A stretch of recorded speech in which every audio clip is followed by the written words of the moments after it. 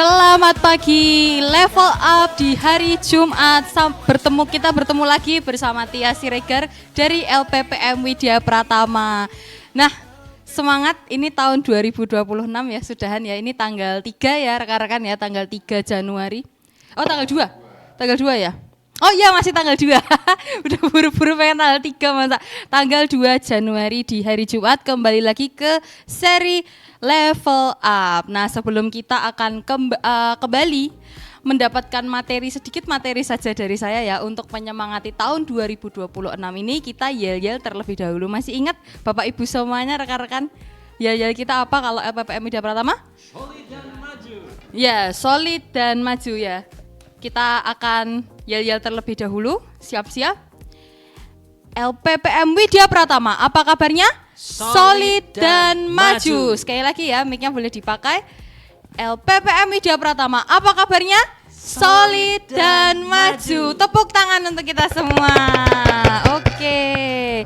Wah, tidak terasa kita sudah menginjak tahun 2026 ya, ketika kita kerja, ketika kita beraktivitas, ketika kita berinteraksi dengan orang lain, tidak terasa tahun 2025 telah selesai dan sekarang dimulai dengan tahun 2026. Dan tentunya tidak lupa kami mengucapkan selamat ulang tahun kepada rekan kita ya. Kepada rekan kita ya, Pak Purwono, selamat ulang tahun.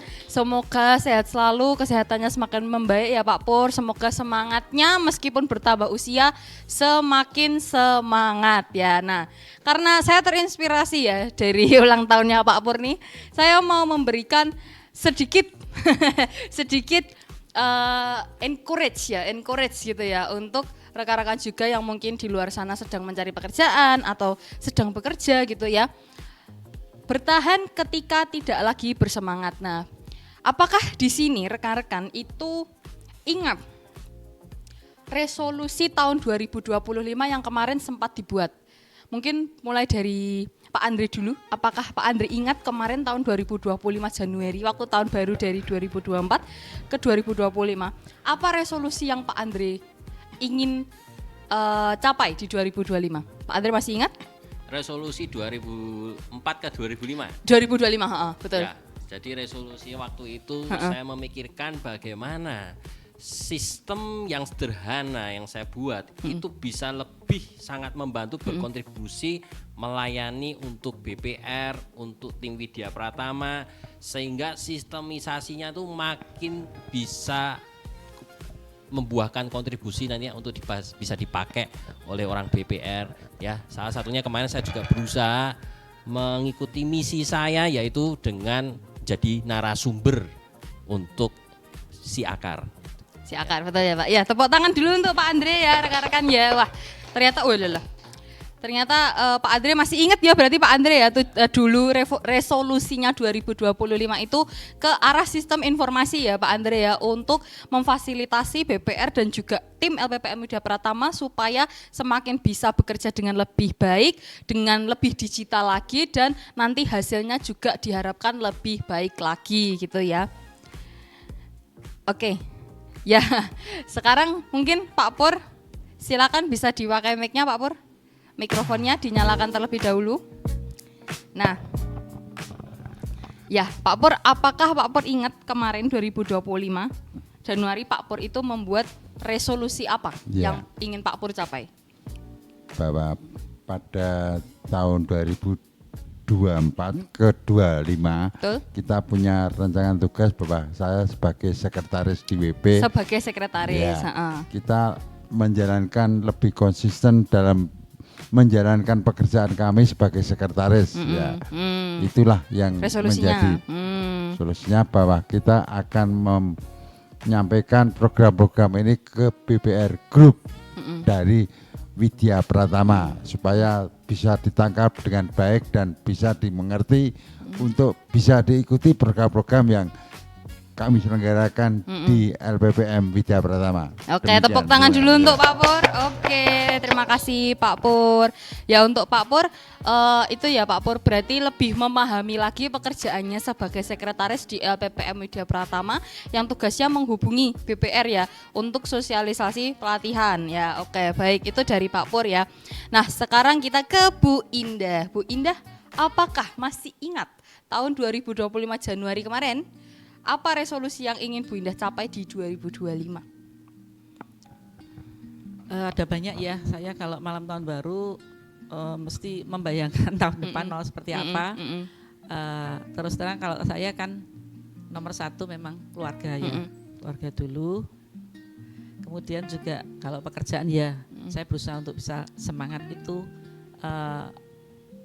Satu hari sebelum masuk 2025, 31 Desember 2024 ya, saya Pak. Terus ada satu lagi, saya ingin mengembangkan diri ya, ikut kursus-kursus keterampilan itu. Dan kalau ditanya apakah mengalami perasaan semangat di awal lalu pelan-pelan hilang, kalau hilang sama sekali maksudnya terus hilang tuh ada juga.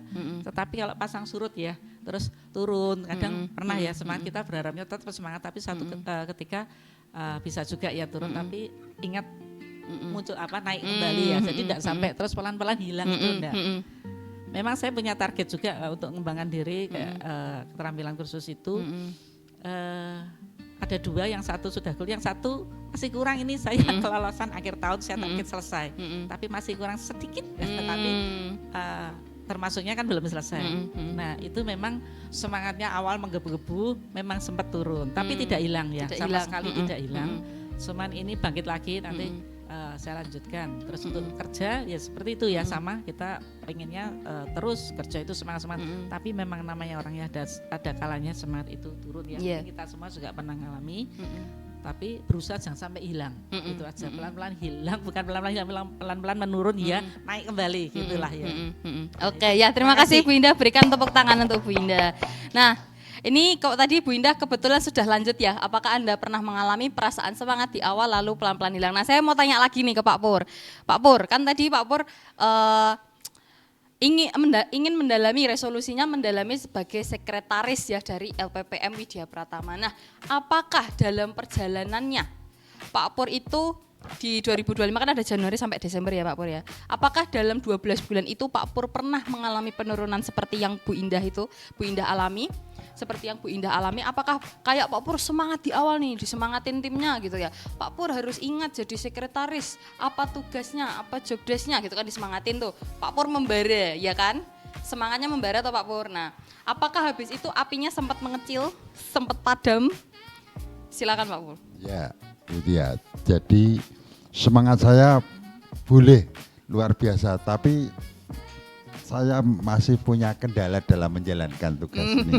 Karena ini bagi saya kan program baru kan, saya dulu kan bukan di sekretaris. Ya, ini tugas baru ya? Ya, divisi baru. Tugas baru yang harus saya tekuni, masih banyak hal-hal yang pasang surut, sosok bisa, sosok enggak bisa lah. Ini perlu kita semangat belajar, harus kita jiwai. Demikian. Oke, baik ya. Terima kasih Pak Pur. Oke, sekarang Pak Andre, silakan Pak Andre, mungkin boleh sharing Pak Andre. Kan tadi Pak Andre itu ada resolusi untuk membangun sistem digital, sistem informasi untuk jalan jalurnya BPR, manajemen BPR dan juga manajemen di LPPM Widya Pratama. Nah, apakah Pak Andre dari bulan Januari sampai Desember itu sempat mengalami ada penurunan semangat, ada penurunan mungkin karena kendala, ada akhirnya Pak Andre sempat kayak aduh aku engkosek lah gitu, ditunda dulu gitu. Nah apakah Pak Andre sempat mengalami itu? Silakan Pak Andre. Saya namanya manusia ya, tidak naif kalau pernah mengalami hal tersebut ya. Jadi saya pernah mengalami saat di tengah-tengah perjalanan, namanya siklus itu naik turun, betul seperti bisnis, naik turun. Dan bahkan sampai saat ini pun ada salah satu sistem yang sebenarnya mau saya kembangkan, tapi masih naik turun juga karena memang belum jelas ya arahnya. Ini misalnya ownernya arahnya kemana. Jadi saya harus menunggu dulu. Misalnya sistem freelance yang waktu itu kita mau buat ya. Saya sudah memikirkan, sudah mulai maju mundur, sudah bikin konsep di situ ya waktu itu. Nah itu saat ini memang saya agak mundur di situ, tetapi saya kemudian saya tidak berhenti kalau saya harus mundur terus lemah, letih, lesu, tidak ada kegiatan. Saya bukan tipe model gitu. Saya kemudian akan mencari apa lagi ya sistem yang sudah ada yang bisa dikembangkan. Aku lihat rekan saya, kok kayak rekan saya ini kok nek kerjaan gini orang mudeng-mudeng ya. Saya bikinkan sistem ya sehingga dia bisa lebih optimal lagi, betul ya? Mungkin gitu ya, pernah ngerasakan gitu ya Pak? Ya, jadi itu yang saya coba upayakan. Memang itu api itu harus timbul dari dalam diri Anda sendiri, itu penting banget ya. Itu dia. Baik, tepuk tangan untuk Pak Andre ya. Terima kasih rekan-rekan atas sharingnya di awal ya. Saya melihat ada satu kesamaan, yaitu ketika apinya sudah mulai mau meredup, itu harus dinyalakan lagi. Nah, ada satu sifat yang saya kemarin diskusikan dengan ChatGPT. Ada satu sifat yang ternyata itu penting untuk kita tanamkan supaya seperti rekan-rekan di LPPM tadi, supaya ketika apinya itu sudah redup, itu kita mau menyalakan lagi gitu ya. Jadi bukannya redup malah ya wis tambah redup gitu ya, tambah mati pet gitu kan, enggak. Tapi justru ketika apinya perlahan meredup, kita cari lagi supaya bagaimana caranya api itu kembali menyala lagi, tujuan kita kembali tercapai lagi. Nah, ini dalam bahasa Inggrisnya adalah grit ya. Jadi grit itu bukan hanya sekedar ingin, tapi itu gabungan antara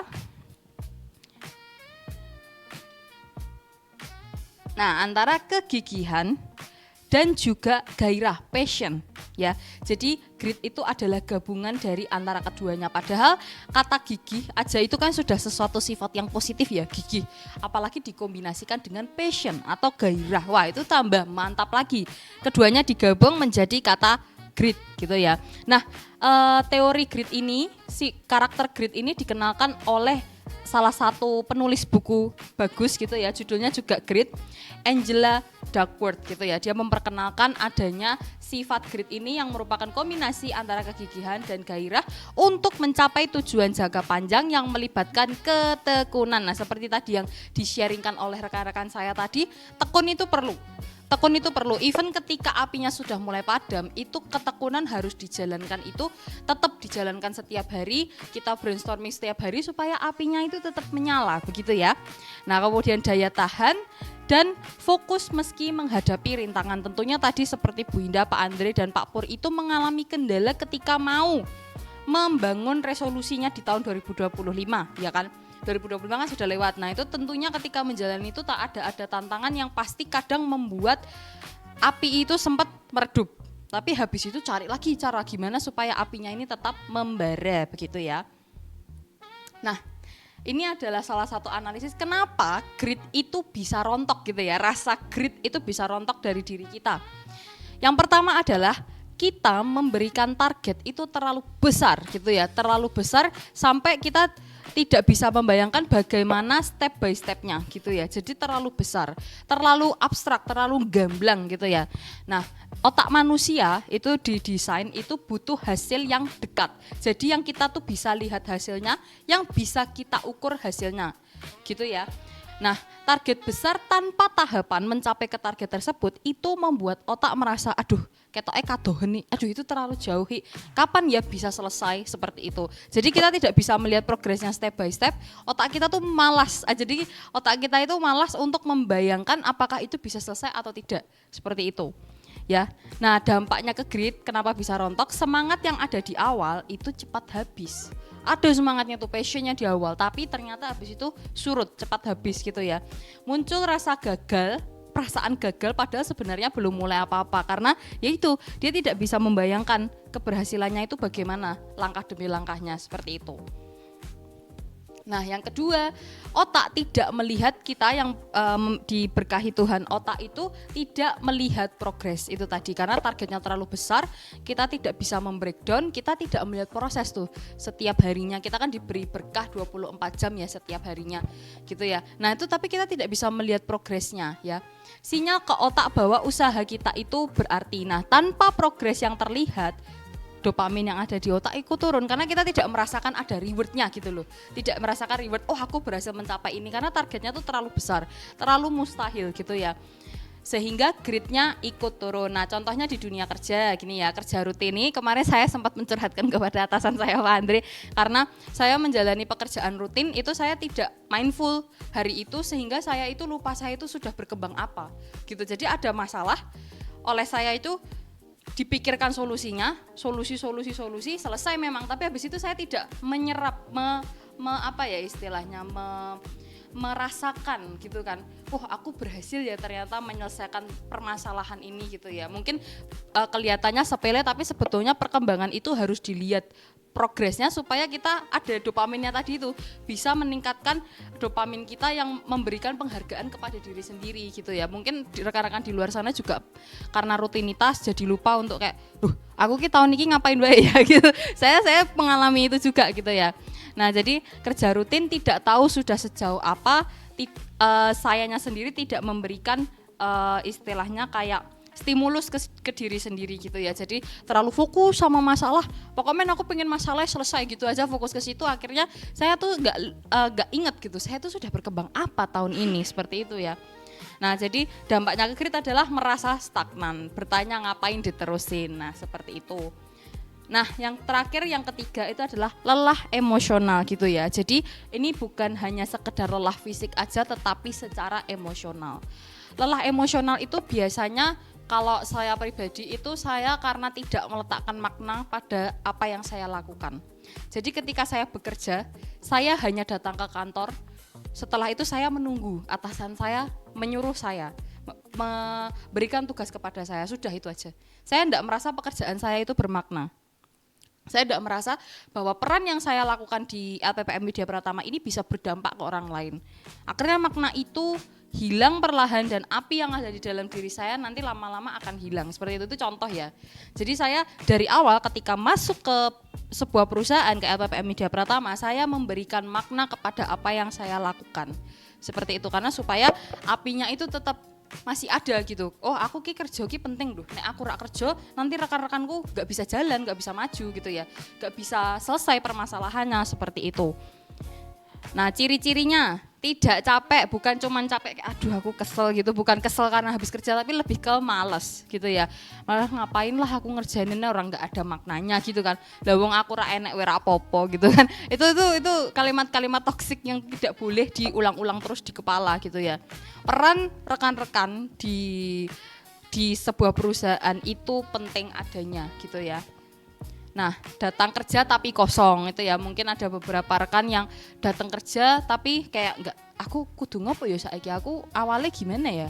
Apa yang harus tak lakukan kayak gitu? Kayak enggak ada tujuannya gitu ya. Nah, tidak ada rasa bangga, ini penting banget nih. Rasa bangga atau rasa belonging ya kepada perusahaan itu ya, karena mungkin memang ada beberapa kayak kasus, beberapa case tertentu yang menyebabkan generasi sekarang itu bilangnya jangan terlalu bergantung, jangan terlalu nempel sama perusahaan, jangan terlalu loyal kepada perusahaan. Itu bahkan dibikin konten tuh parah sekali sih.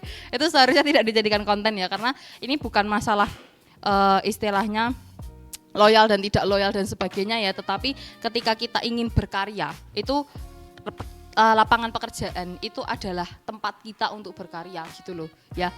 Nah, kemudian dampaknya ke grit. Nah ya, bertahan di pekerjaan itu terasa berat.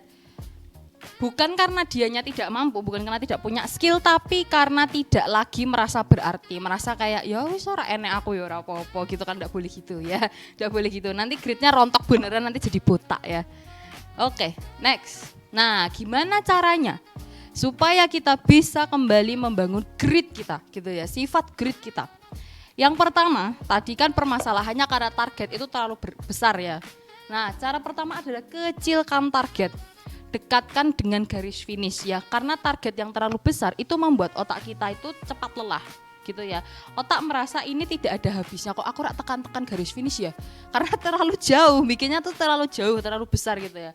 Nah, harusnya goal besar itu di breakdown jadi kecil-kecil seperti itu ya.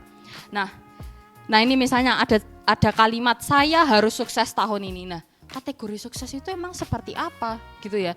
Kategori suksesnya apa ini kan? Sukses itu kan definisi setiap orang kan personal masing-masing ya. Nah, itu diubah kalimatnya menjadi sesuatu yang measurable atau bisa diukur gitu ya. 30 hari konsisten melakukan satu hal penting. Misalnya saya dalam 30 hari ini pengen makin berkembang Excel misalnya. Jadi di hari pertama ketika goal itu dikerjakan, hari pertama tuh tahu buka laptop, aku mau buka Excel, aku mau latihan. Hari kedua gitu lagi, aku buka laptop, aku mau kerjain Excel. Aku mau latihan ngetik, aku mau latihan public speaking, seperti itu. Nah, 30 hari itu kan bisa diukur pakai kalender tuh, 30 hari gitu kan. Nah, contoh konkretnya menjadi karyawan terbaik ini kan terlalu itu ya, terlalu besar, maksudnya terlalu abstrak gitu ya. Menjadi karyawan terbaik emangnya kayak apa toh? Karyawan terbaik seperti apa toh? Nah, di breakdown tuh. Menurut saya karyawan terbaik itu adalah karyawan yang datang tepat waktu. Nah, dalam 30 hari itu kita harus konsisten.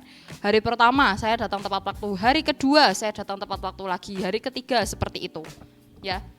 Nah, grit itu bisa tumbuh dari target kecil yang selesai gitu ya. Jadi dimulai dulu aja. Kalau memang susah menjadi karyawan teladan yang wah menambah profit perusahaan sampai berapa persen gitu, itu mungkin terlalu besar ya. Nah, kalau misalnya awal itu konsisten dulu aja, datang pagi sebelum, kalau di sini kan jam 8, nah sebelum jam 8 gitu, konsisten dulu gitu ya.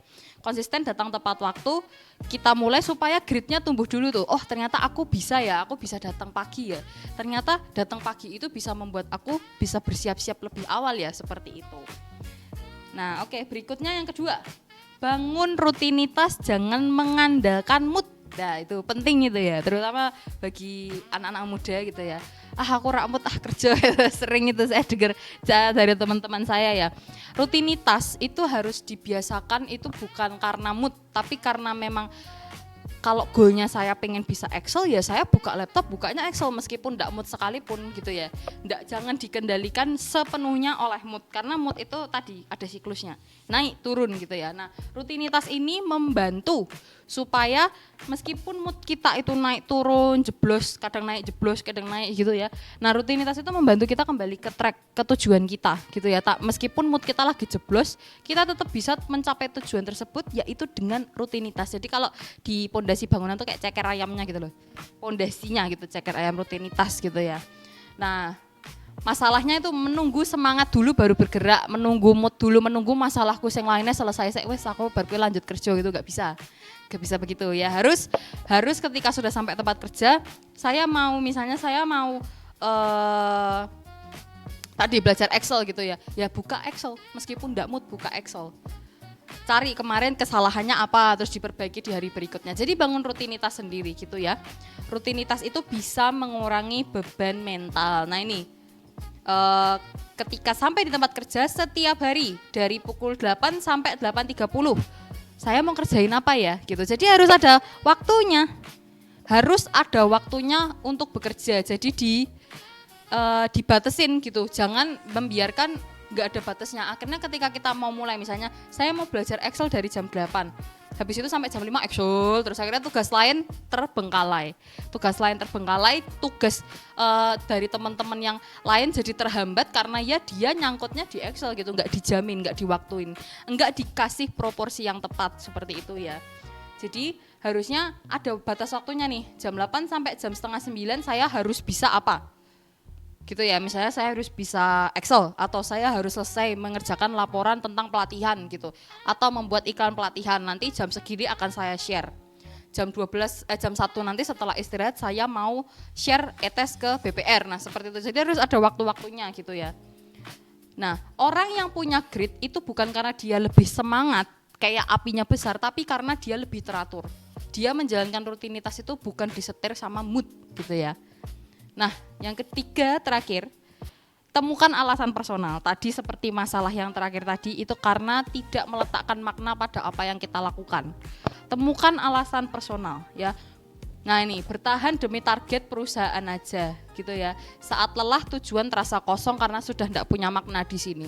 Karena kayak ya udah ada yang muda, biar yang muda aja gitu kan. Itu jadi meskipun usia itu sudah mulai bertambah kan tetap harus kalau ketika kita sudah menerima reward dari perusahaan, tentunya kita harus punya value yang kita kembangkan untuk perusahaan begitu ya. Jadi kita harus punya tujuan ketika datang ke tempat kerja atau ketika melakukan sesuatu apapun itu ya, berkumpul dengan keluarga itu harus ada tujuannya supaya tidak kosong gitu ya.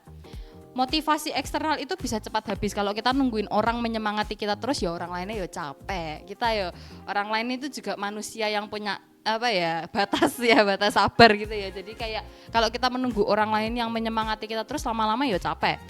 Makanya harus ada motivasi dari dalam diri. Aku datang kerja, aku sudah dikasih Tuhan kerja, ya aku harus bekerja dong. Masa dikasih Tuhan tempat kerja aku lenggang kangkung gitu kan, enggak mungkin ya. Kita harus mau bekerja di tempat yang sudah Tuhan berikan gitu ya.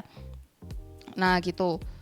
Nah ini seperti ini contoh dari diri saya sendiri ya. Contoh alasan personal itu harga diri profesional sama integritas. Nah saya itu pengen membuktikan kepada diri saya sendiri bahwa saya itu profesional dan saya punya integritas gitu ya.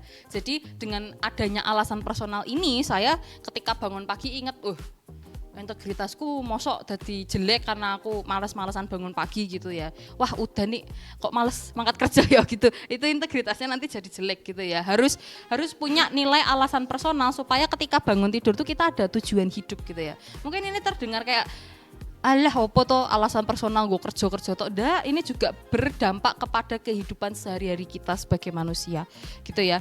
Grit bertahan bukan karena targetnya besar, bukan karena membuat target yang besar, tapi itu karena alasannya bermakna. Jadi enggak apa-apa membuat resolusi sing mungkin kelihatan kayak kelihatan kayak kecil ukurannya gitu ya dibandingkan orang lain yang resolusinya aku harus punya 5 cabang, habis ini 5 cabang bisnisku gitu ya. Nah itu kan mungkin terlalu besar untuk kita memulai ya.